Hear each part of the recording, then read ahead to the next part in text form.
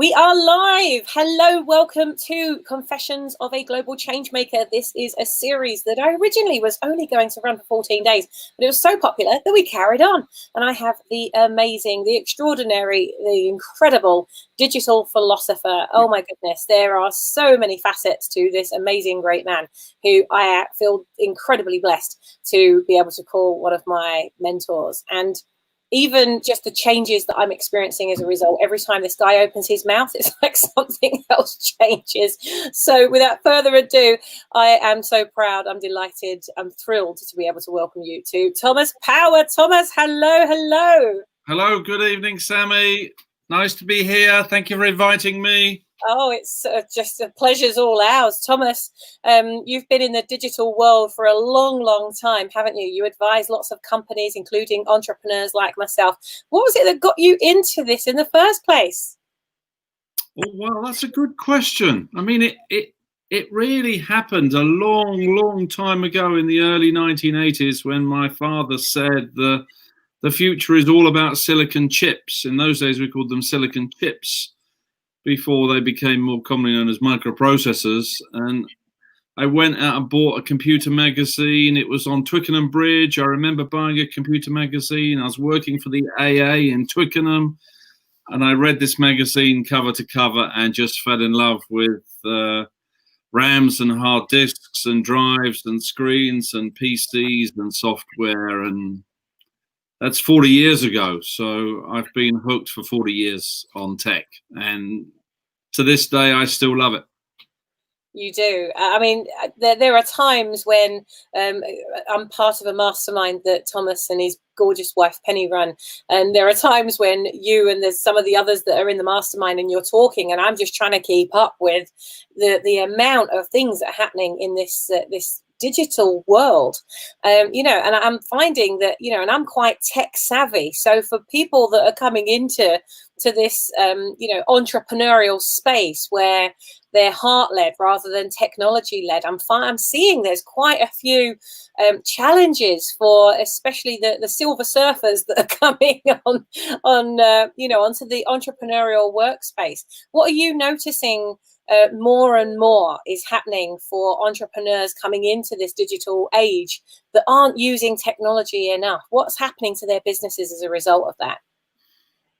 Well, really, we're in a world now where you cannot afford to not keep up, because your brand is in a mobile form, it's in a web form. So for the older generation, and remember, next year is the first year there are more people over 65 than there are under 30. Wow. This is the first time this has ever happened, ever. And so I coach and mentor people, everybody from 18 through to 90, more than 90 actually, some of the people I work with. And just getting the skills, the basic skills of Twitter, LinkedIn, Facebook Live, all the groups, YouTube. It does require a lot of practice, a lot of training, because all these different applications that have been created are a lot like learning tennis and golf and cricket and football and swimming and karate and yoga. And there are an endless amount of applications to learn. And so the generation coming up, the so-called millennials or Gen X or Gen Z, whatever they're called, they're used to it, but they're not necessarily good at it. Mm. So you can know how to use it, but you're not necessarily very good at it. And I think my generation, the over 50 pluses, they're engaged in a lot of effort to not just learn the software and learn the applications, but learn how to present, as you're doing, present themselves online so that people engage with them on their chosen platform. It's a lot of education. It's a lot of practice. It's a lot of time. You have to be patient, and you have to choose the right application to use, because you can't use them all. There's too many, and you have to pick out the ones where you feel most comfortable using them, and the ones where your audience, who you're serving, are focusing on. Which for some people that's LinkedIn, for others it's Twitter, Instagram. Now we have TikTok. out of China, which is a phenomenal product. And so you've got to go where you want to be with your audience, I think, and learn those applications accordingly. And there's a whole etiquette, isn't there? I mean, too often I see, people are using the, like Hootsuite, or they're using some kind of digital tool that enables them to communicate on all the different platforms. And they're absolutely brilliant, at doing certain things. But one of the things you talk about, and I really love this, I'd love if you could go into a tiny little bit of this, like sprinkle of magic here, about the different etiquettes on different programs. Because we were talking when we had our session the other day, you said, well, on Twitter, you need to communicate this way. On LinkedIn, you need to communicate this way. On Facebook, you need to communicate this way. But the challenge is there are people who are wanting to create one piece of content and then spread it across all of the platforms and then wonder why it's not working for them. So could you sprinkle a little bit of magic on that for us, Thomas? Yeah, if we start with Twitter, Twitter is you to the whole world. So Twitter is much more about news, about new ideas, new angles. So content there has to be something that people don't know. It has to be a new angle, a new idea. It's not rehashing old stuff. It's very much like a newspaper or a news channel. When you switch into a platform like YouTube or Facebook, it's more one to a group, one to a few, one to a bunch of fans. So you're communicating with them. So your content is for a smaller group, be it friends or business friends or fans. When you jump down into LinkedIn or any kind of more messaging system, it's much more one-to-one or one to a very small group of people. So your content is either one-to-one, one to a few, one to a group, or one to the world, one to many. And you have to adjust your content for each particular platform, be that Instagram, YouTube, Twitter, LinkedIn, Facebook, TikTok, whichever one it might be. And that's why I describe them as almost like different sports. It's very hard to be good at tennis and badminton and cricket and swimming and basketball and rugby. People tend to be good at one and average at the others, assuming they're a sporty person, of course. But now these applications are so vast, I don't think it's possible to sort of schedule applications to push data onto them all the same, because it just looks like sort of scheduled spam. And you have to be engaged on these platforms with whoever are your friends, be those personal friends or business friends, whoever are your fans, and you've got to put some engagement into it. And we're seeing those chat bots on Facebook Messenger appearing, where you chat to a chat bot, and to me, that is just a passing fad that will wear off. People are not going to spend time talking to a robot. I mean, they might for 5 or 10 minutes, but and so if you've got to get the content right, you've got to choose your audience. You've got to perhaps spend some money on advertising to really profile your audience properly, get it absolutely right, and that's required on all the platforms. And then you've got to give content and engage, and you've got to do it every day or a couple of times a week. And you've got to research the content and make sure it's right. Per platform, you're talking about a lot of time. Yeah. So would you advise just focusing on one, like, a gut instinct thing? Or how would you, if you were an emerging entrepreneur now that was looking at all these platforms thinking, oh my goodness, like what one do I pick? How would you even go about selecting that? I think you have to profile the audience you want to serve and then find out their preferred platform. And so there's obviously a lot of talk about Instagram. There's a lot of talk now about TikTok. There's a lot of talk about YouTube. To me, every platform's got a slightly different audience. You might know Sammy on LinkedIn, Instagram, Twitter, Facebook, but the way you talk to her is different on each platform. It's not the same because she's the same person. So I think the hardest thing is profiling your audience either through Google pay-per-click or Facebook ads, but you've got to profile your audience absolutely precisely in terms of location, right down to the device that they use, whether they're iPhone or Android users, that affects it as well. Location, age, their skill set, how sophisticated they are, which platform they prefer the most. And so when you're serving them on the device that they like, in the form they like, through the channel they like. In the same way, if you were advertising in the 1980s when I was at Amstrad, you would choose Coronation Street for video recorders, and you would choose a more business program for selling PCs. And so that hasn't really changed, but you have to match your product to your audience. And so I think it's very hard to do many all at once. As I say, I'm quite skeptical about mass schedules. To me, that's a thing passed through. It was good while it was there, but it's passed through. I think you've got to be really careful, because building your personal brand, you're building your own TV show, and your TV show is not on every channel. And as we see these streaming wars emerge with Disney Plus now taking on Netflix, and Apple TV taking on Netflix, and we've got Amazon Prime, and we've got BritBox coming, pretty much everybody's getting into the TV business. So you've got to think carefully about how you're going to present yourself on TV, as we're seeing here. You know, this is Sammy TV. I'm on your show. Is this right for you? And is this right for Facebook? Should it be on Instagram? Should it be on YouTube? Should it be on LinkedIn? Should it be on Twitter? These are all decisions you have to carefully consider to match it to your audience. Yeah, and I think, again, it's about testing as well, isn't it? I mean, currently we are going live to YouTube, Periscope, my personal page. We're going live into the How to Build a Brand group, and we're going live somewhere else. I can't remember where else we're going, but we're going live via 5 channels. So I want to test which are the channels that are communicating, and I'm testing at different times of day as well.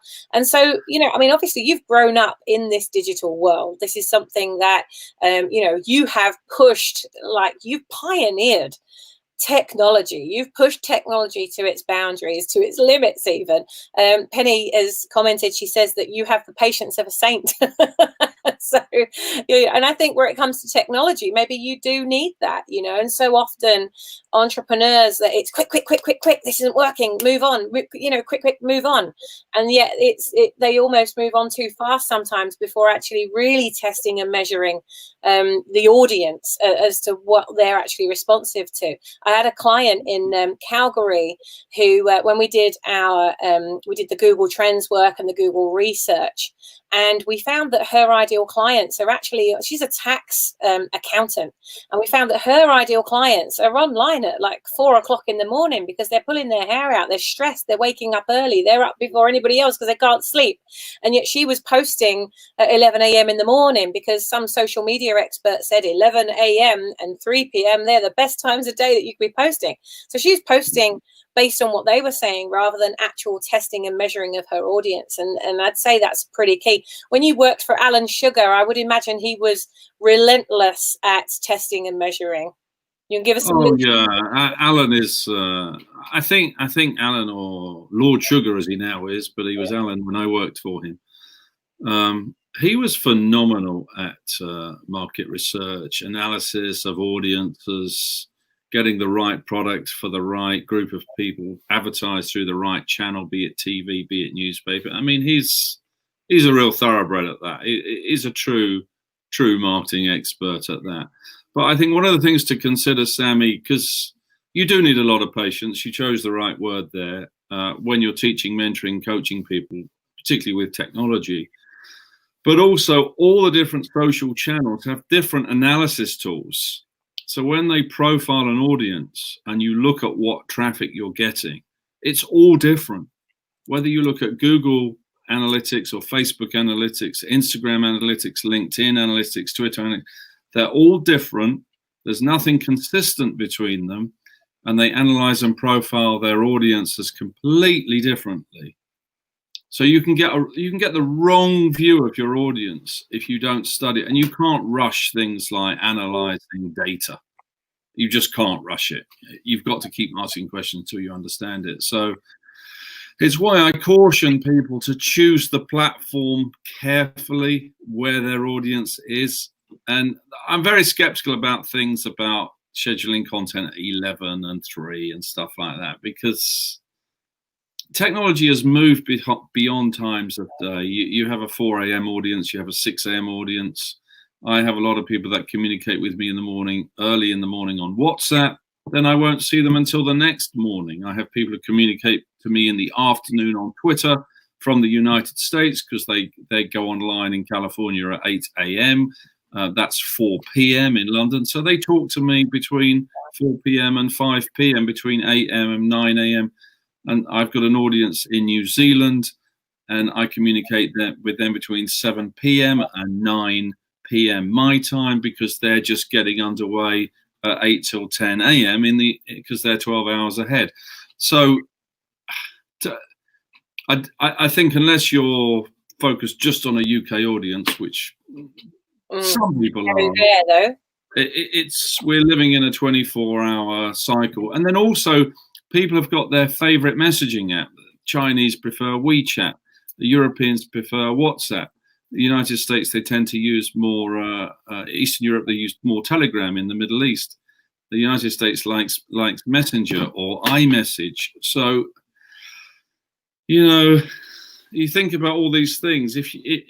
I added up all the applications I use on my Android, because somebody asked me, and it was 80. I use 80. I know. You said this at dinner. We were at dinner, and you said, how many apps do you think you use? And I said, maybe 16, 17. And you were like, check again. And all of us around the table checked. I had something like 65. It was totally out of this world beyond what I thought it would be. So you have 65. Penny has 47, I have 80, and these are applications you're using every month, which you can see in the stats either on your phone or your desktop. And you think about that, if you just go back to the 1980s, you were little more than a database, a spreadsheet, and a word processor.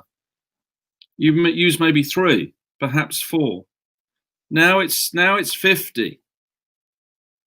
And are you 10 times more productive, 10 times cleverer, 10 times faster? Very unlikely. You can be 10 times cleverer, 10 times more productive, 10 times. Very unlikely. So now you're having to deal with that. And we all know when you lose your concentration, it takes about 20 minutes to get your concentration back. And when you're interrupted by pop-ups, notifications, SMS, iMessage, WhatsApp, things coming in, you get distracted. So I'm skeptical productivity is actually improving. When you look at productivity data since 2007 and the iPhone in the summer of 2007, I'm not sure people are doing more, but I think they're absorbing more information, but I'm not sure they're getting more work done per person or per hour, despite having all these applications. But our audiences are forcing us to have 50 to 100 applications, which is a nightmare. But it's what we've created. It's called competition. Yeah, I think, what's really coming out for me, and for those of you watching this now, maybe you could type a little comment as to what you're most getting from this. But what I'm most getting from this is that you have to really step into the shoes of your ideal customer. When we were at one of our masterminds, you asked all of us, there's 12 of us around the table, including you and Penny, so there's 14 of us in a room, and said, how do you like to communicate? And each and every one of us had a totally different way of wanting to communicate. Well, this is the world that we are in now. It's about stepping into your ideal customer's shoes, and being the pioneer of the way, and not necessarily going the way that everybody else is going. If you're feeling that there's something that's right for your customers, then it's time for you to let that shine. Thomas, you and Penny, you had a pioneering idea to create an enormous global social network. Was that back in the 1980s, wasn't it? 1998. 1998, right? Okay, so a little bit. I was a little bit premature there. So okay, so was there anything else around like that? I mean, how did you even conceptualize that idea? It's way before Facebook. It was before any of those things. So how did you even get that idea? Was it a flash of inspiration in the middle of the night, waking up and boom? Like, how did you get that download? It was probably a flash of inspiration for Penny when she came up with the idea, but it came from her observing me. I was networking with everybody who was in back then, and we tended to call it the e-commerce space. And I was networking with everyone in California who were coming up with the new ideas like Amazon and Yahoo and Excite and Lycos and Alta Vista and Commerce One. And I was networking with all those people in London and in California, connecting them. And everybody was talking about e-commerce. Primarily people were talking about selling things online. And Penny, they were talking about selling and purchasing, procurement from suppliers. That was the focus in sort of 94 to about 99. And then Penny said, do you think it's possible we could build a business community to connect them all together? Like a social network for business, even though we didn't call it that. We just called it a business network online. And so it really started with that original idea of connecting e-commerce enthusiasts together between primarily London and San Francisco, where they were. And then it started to spread. And so it was meeting a need. What we didn't know was how to monetize it. But by 2005, it had 100,000 members. Members paid £2 a month, £10 a month, £100 a month, sort of a bronze, silver, gold. And it spread all over the world. I ended up living on an airplane. It spread to 60 countries. By 2012, it had 650,000 members. And that's really what Penny got her OBE for in 2014 from the Queen, for that contribution to small businesses and internet and digital. Primarily London, New York, San Francisco, and then it spread into Belgium, Holland, Germany, Australia, New Zealand. The kids thought we had a travel company because we used to go to so many places. But it was really about connecting people, communicating with people, supporting people, teaching people how to use all the technology. And now many of those same people are coming to us for the coaching, the mentoring, the support, the digital skills.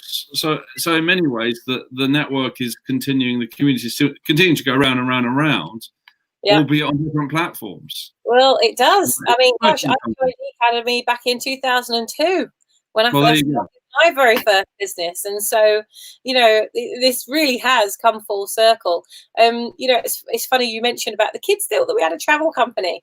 I mean, what must that have been like? So here you are, you've got you, Penny, you've got your young family, you're living your life in a digital world, managing a physical community of your own at home. I mean, there's so many entrepreneurs that are balancing that. Even I'm questioning, how do I balance all of this? Like, how did you do it? What did you have to do to make sure you could achieve all of that? God, these are such hard questions to answer, Sammy, because we're in our mid-30s. We had our 3 kids. We had the idea. We were working with Glenn and Julian, who were building this system, this platform, this online community. Members wanted more and more events across the UK, it really started in Belgium and Holland, and then started to spread into France and then into America. And people wanted physical meetups, and there were no such things as meetup.com or Eventbrite. So we thought, well, the only thing we can do is I'll go to start some events off, and then in the holiday breaks and the half terms, we'll take the kids. And the kids we had a tour of Denmark with Bjorn, who ran the Danish business. We had a tour of Belgium, a tour of Holland.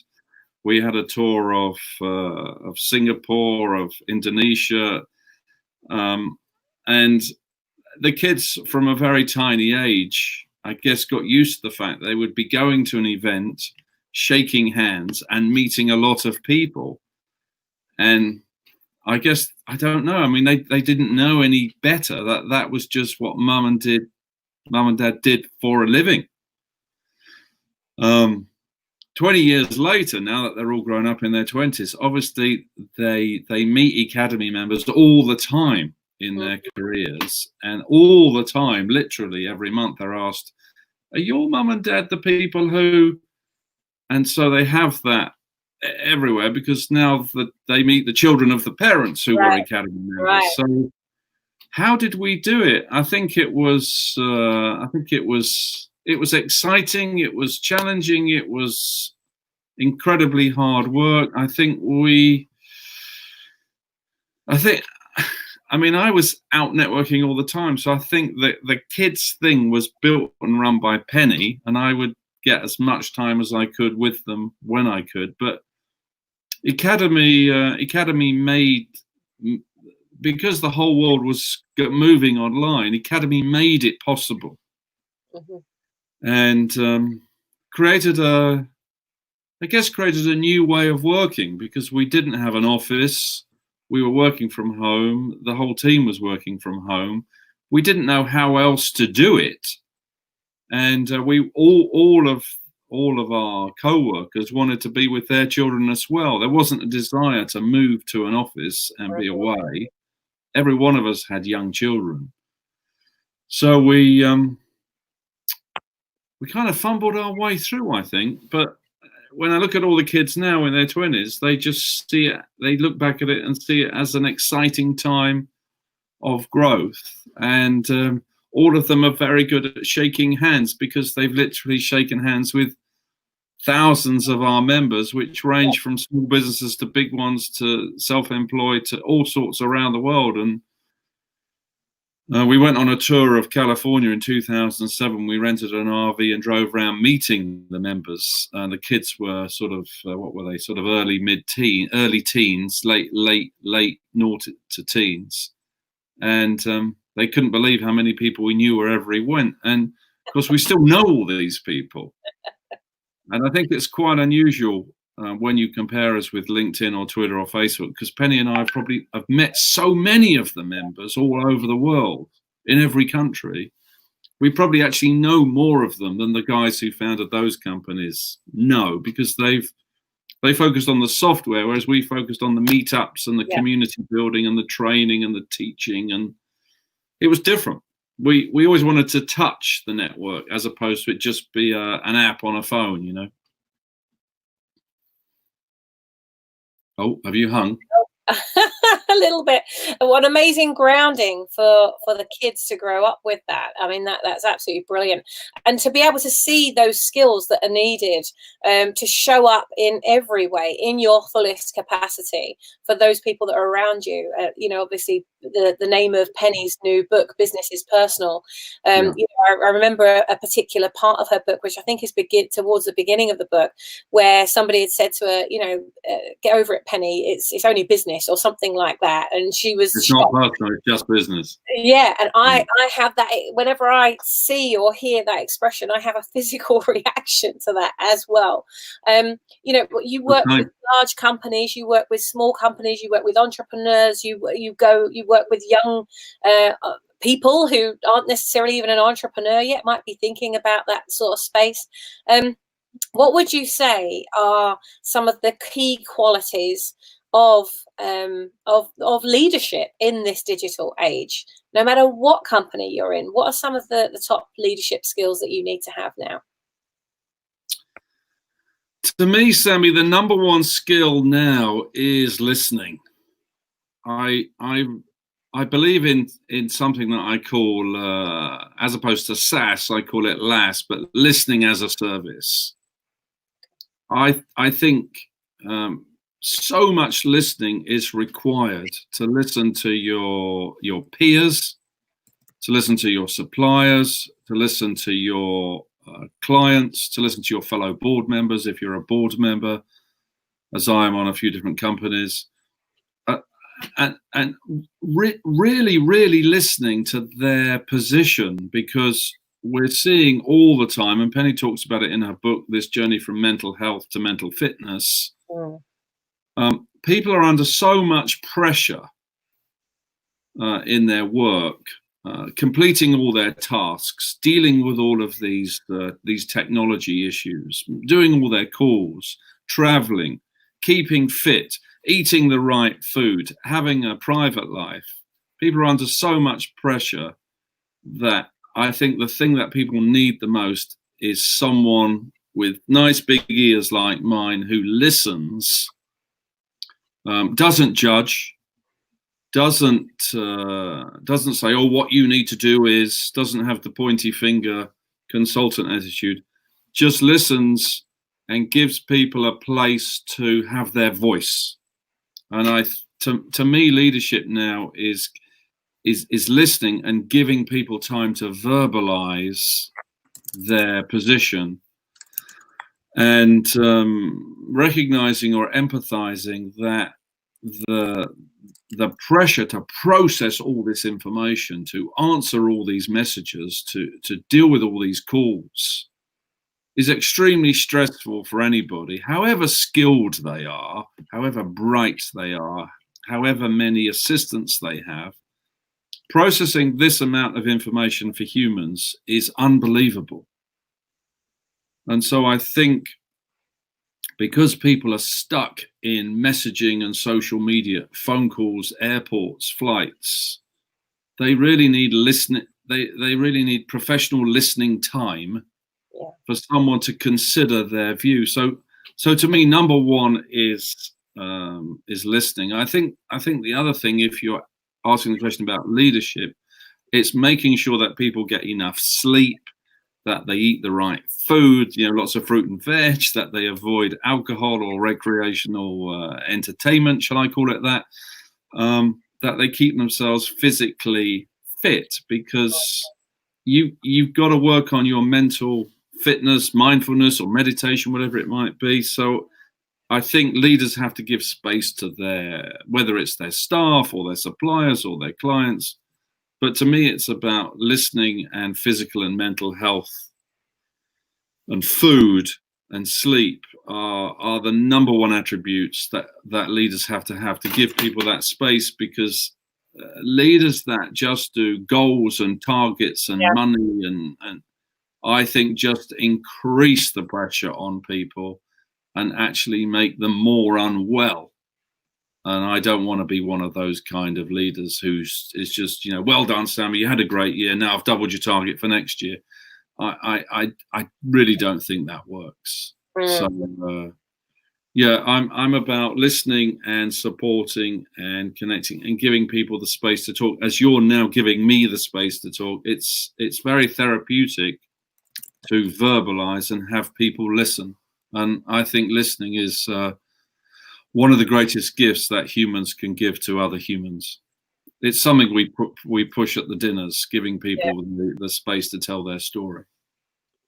Yeah, and I think it's so important to be able to do that. A friend of mine, Wendy Watkins, she's our membership ambassador for the Brand Builders Club in Atlanta. She has this a very strong New York accent, living in Atlanta, and I'm terrible accent, so I'm not going to do it. But she says, you've got 2 eyes, 2 ears, and 1 mouth. Act accordingly. Yeah. Well, she's right. Yes, and it's so true. It's so true. Thomas, humans don't have time for focused attention on one another, and when you're in a home environment, a domestic environment, you don't necessarily want to talk about your work. Your partner doesn't necessarily want to hear about it either. They have their own stresses. So I really think leaders have to give space, private space, intimate private spaces to their peers, their colleagues, their employees, whatever is their setup, to talk their stuff out. And yeah, she's right. It's 2 ears, 1 mouth. It should be 2 to 1, 2 to 1. And eye contact is very, very important as well. But I think it's a privilege to be a professional listener, as I now am, to executives and board members of big companies and small. And I really do enjoy listening to people, because I want to understand not just how they live their life and do their job and find their clients and suppliers and raise money for their ideas, but how they deal with the technology, because the technology is, it's coming inside us. We've got AirPods coming in. Elon Musk wants to put a chip in the back of our head with neural links. So, we won't be the Internet of Things. We're going to be the Internet of People. We're going to all be plugged in the next 10 years to these networks. And we don't know what that's going to be like. But, Mm. we can't hold back this relentless flood of technology. It's coming inside our bodies and our minds. And I like to listen to how people are dealing with it, right down to the point of just loading an app and installing Twitter, or loading, here's a new application you've got me on tonight called StreamYard. Mm. Here's another thing I have to consider. And we all have to, you need a lot of patience to learn all this technology. And I want to be a safe space where you can do that. And you are indeed. Guys and girls, those of you that are watching right now, are watching the recording, how do you feel about this new chip that they're talking about implanting? Thomas, I know that you've actually asked for this for your birthday. This is like, I'm going to ask for this. Of all the things you could ask to have as a birthday present, you've asked for a chip to be inserted into your head. I mean, I'm open. I'm totally open. I was listening to the whole debate that was going on at the last mastermind. It's very interesting. There's a lot of resistance to it. Are you finding a lot of resistance, or in the circles that you're in, is there loads of excitement about it? As you're listening, what's happening there? I think it depends where you are and what your background is. I mean, Neuralink will be testing on humans next year, 2020. Let's assume it doesn't work well for a few years. I'll be 60 in 2024. I'm assuming it'll be commercially available in the mid-2020s. And then there's going to be the issue about someone drilling a hole in your head and putting a chip inside it, because it sounds like Terminator. It sounds like Hollywood. It sounds ridiculous. But I do believe this device will be in the back of our head by the end of the next decade, because I don't think the point that Elon Musk makes when he talks about Neuralink is the fact that you have to use your thumbs or your voice to talk to the computer, and thumbs are slow and voices are slow, whereas minds are fast, and our thoughts are fast and they're instant. So what's the point of carrying a computer around when it could be inside our heads? And you think, well, it seems very practical. It seems very obvious. Because there is a limit to how much bigger or faster or smaller they can make these smartphones. The idea of if you have a Tesla, you walk near the car and the car opens because you've got your phone in your pocket. The car starts because you've got your phone in your pocket, and you realize, well, we're only 10 years away from not having the phone.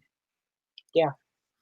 And you think these smartphones have really been around since 2007. So we're like 12 years into them. By the time another 10 years go by, you can see the idea of them being embedded in your brain doesn't seem that far-fetched. The issues that people struggle with this idea is which supplier would they choose? Could their brain be hacked? Will they be able to get to sleep? Will they download information into my brain that I don't know about? Could I die from having a machine in my head? There's a lot of issues. A lot of questions there. And but I do think, just like with smartphones, it took 10 years for everyone to have one. Really, from about 2007 to 2017, by the time everyone had one, at least in the Western and the Eastern, the sophisticated world. But I think because things are going so fast now, and it's less of a chip. It's more of a scroll that's going in and sitting on your head, opening out like a net, and then dangling down the wires into your head. So it's more of a net, a mesh, if you like, inside the skull than like a memory card that you're putting in a slot. It's not like that. Okay. It does seem to me that is quite a practical way to put humans on the internet. And people say, "Oh, come on, it's ridiculous. It's not going to happen. It's not going to happen." But it already is. I think if you look at the kind of character Elon Musk is, no one's ever considered somebody running multi-billion-dollar companies all at the same time, with SpaceX, with Tesla, with the batteries, with the roofs. And he's doing all this at the same time, and the drilling under the whole company. under the Boring Company, where he's already got Neuralink installed. Yeah. People haven't thought about that, and I thought, well, maybe he's already had it installed, and maybe he's testing it. And so if he has, and he does, and then he announces, people might say, And so his first audience will be all his Tesla drivers. And he sold nearly 500,000 of those. So he's got a big audience. And even if only 10% of those give it a try, you've got a brand new market there. Right. But I do think people are reaching the capacity of their voices and their fingers, typing, answering messages, responding to information. And people want to be more productive. They want to output more. The only real way is to stick us all on the internet and become a device ourselves.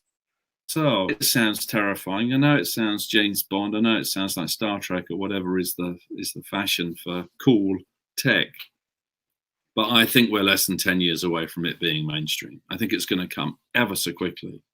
Well, you've been right about so many things so far.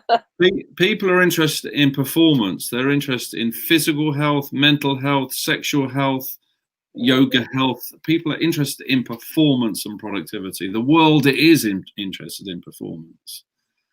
And if people can improve their performance by being connected to the internet, they will do it. They will. And you have to think technology as it is right now, you can see it's coming towards our bodies now.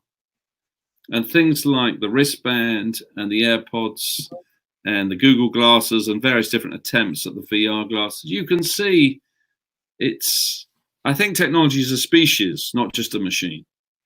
Yeah. And it's whether we choose to become one with the machine. And it's very Terminator type, but I do think it's approaching.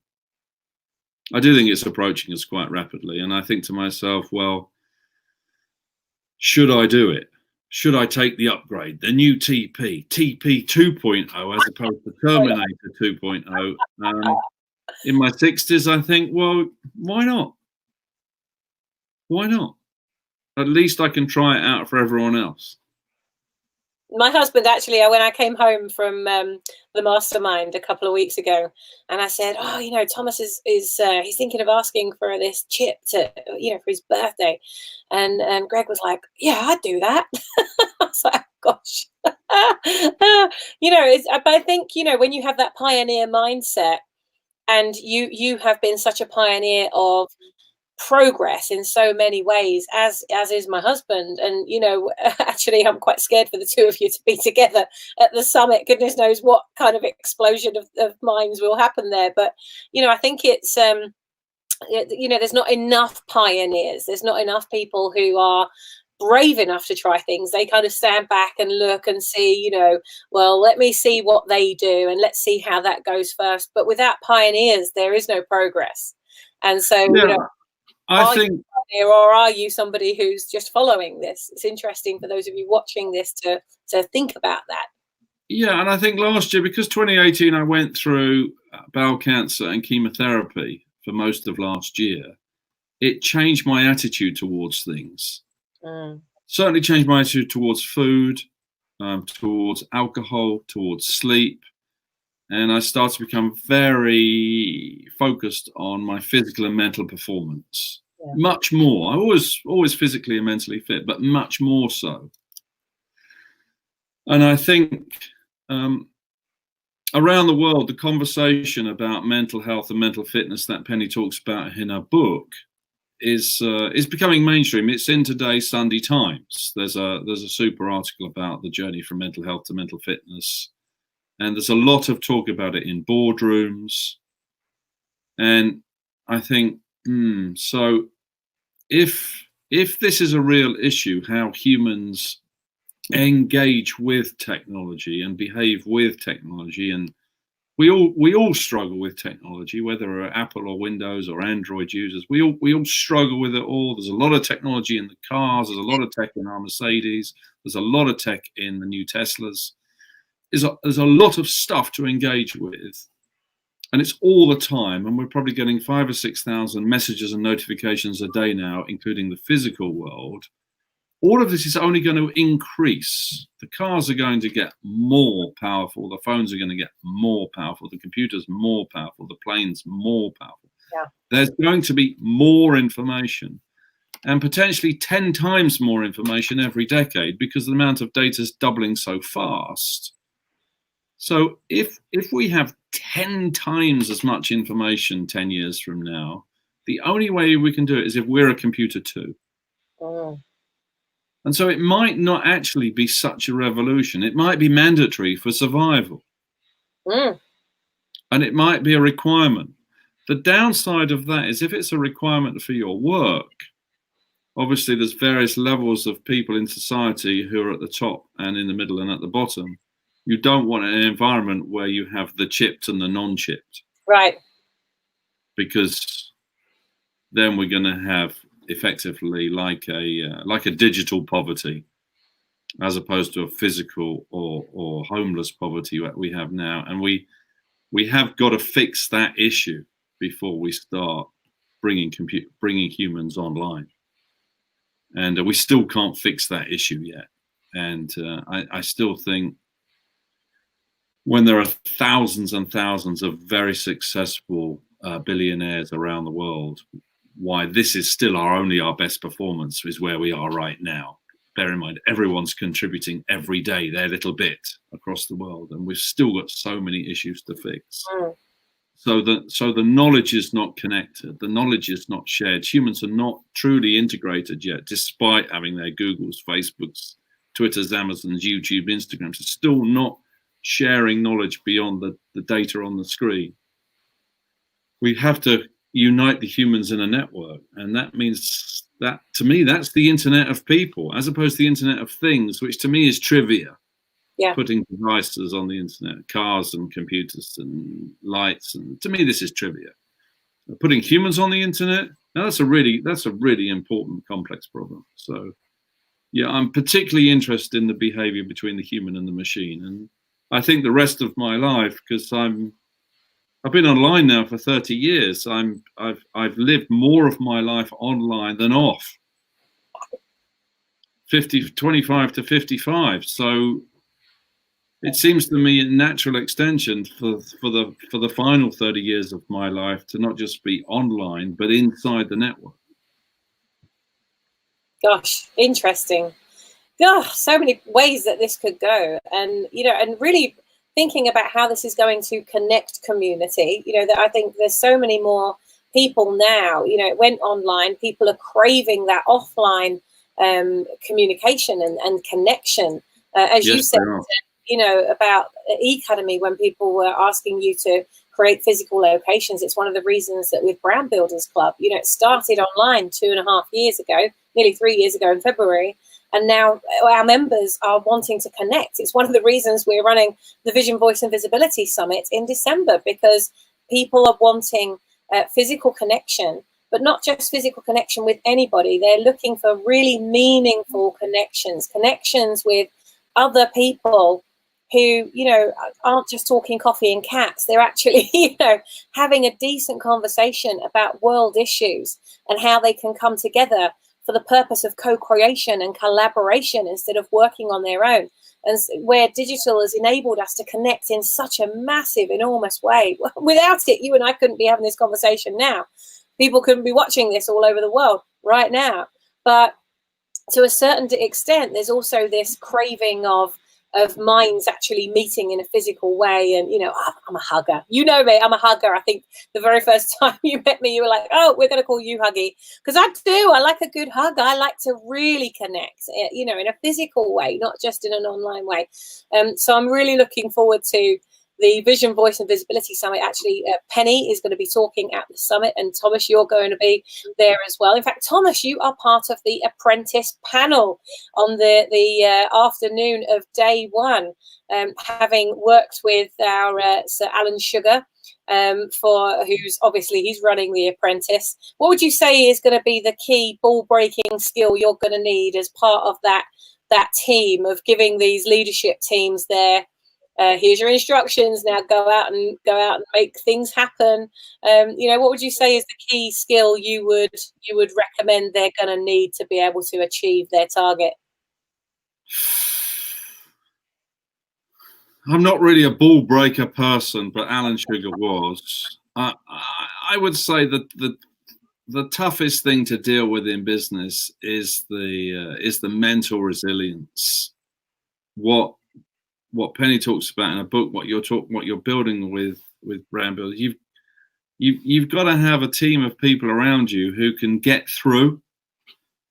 And so resilience is a word that's easily used, but resilience is about food and sleep and lifestyle and conversation and relationships. The magic that I have with my wife.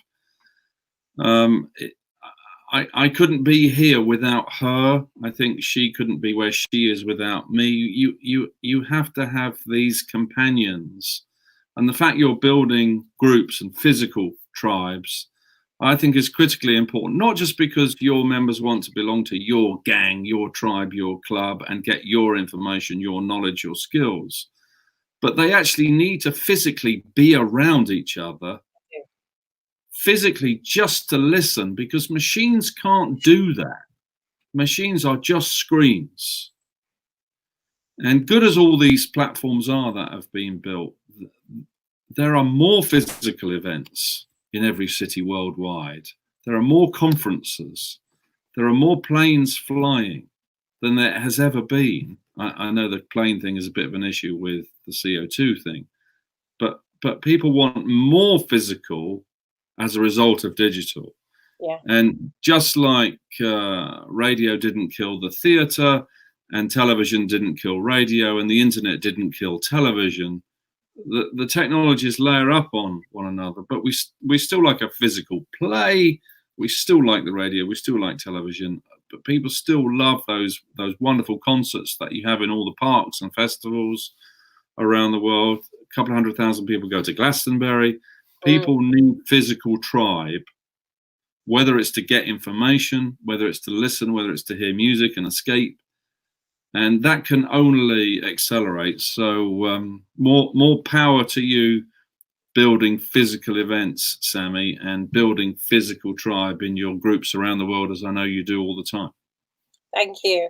I think, it's such a good point. And what I'm seeing more than ever is that we've got these incredible entrepreneurs, powerful change makers, purpose-driven, integrity running through every part of their DNA, and they want to get out there and do really good, great, meaningful, intentional and creational things out in the world that are transformational, that are focused on purpose before profit, that are focused on, doing the most amazing things.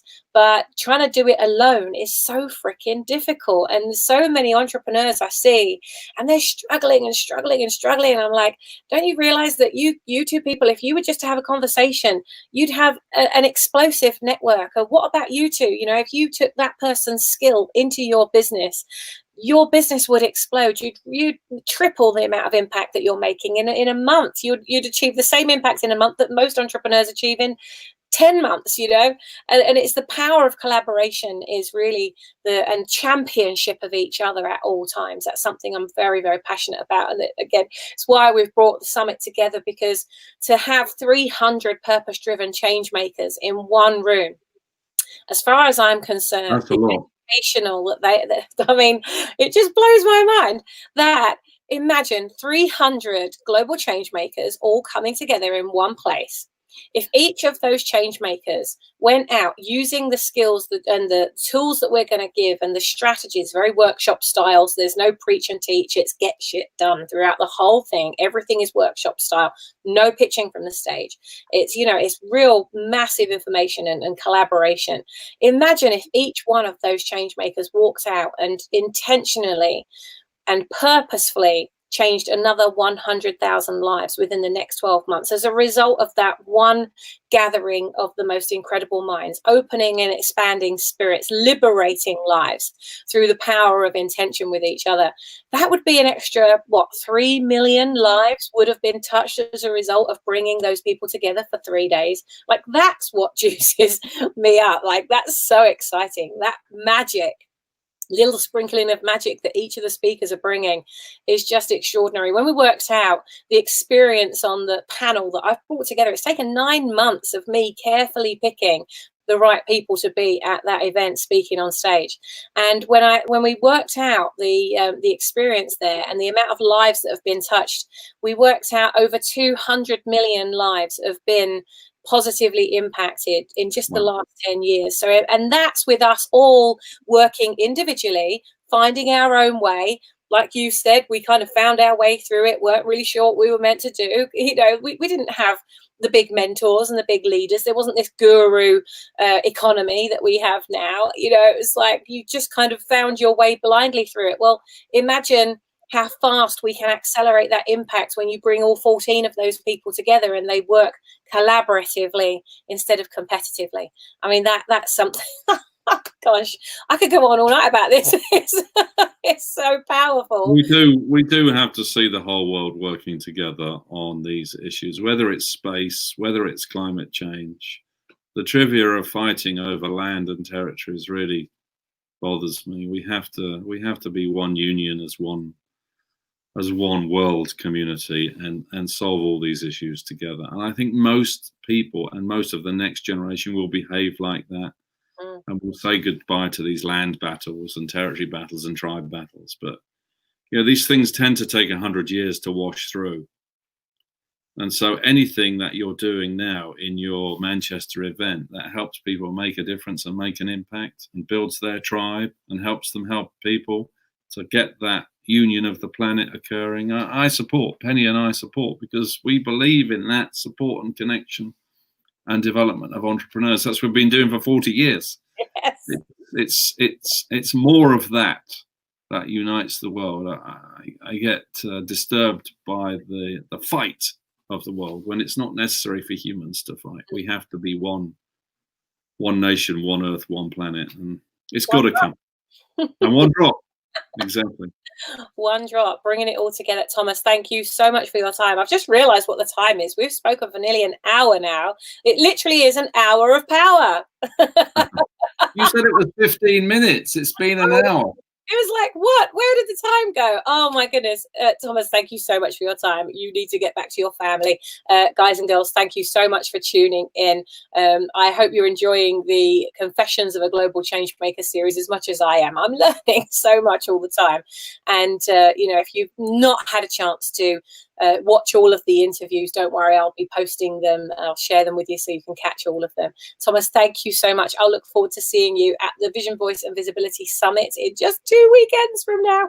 If you haven't got your ticket, the link is just at the bottom of the screen there. If you go, you can get your ticket. There's only a few left, so make sure you go and grab them quick. There is a live stream option as well, so if you can't, for whatever reason, get in from wherever you are in the world, don't worry, you can live stream in, and it means you also get the recordings of each of the speakers, and you get access to the Global Movement Makers group as well. So you can start partnering, collaborating, and uniting more than anything. Start uniting so that you can be collaborating.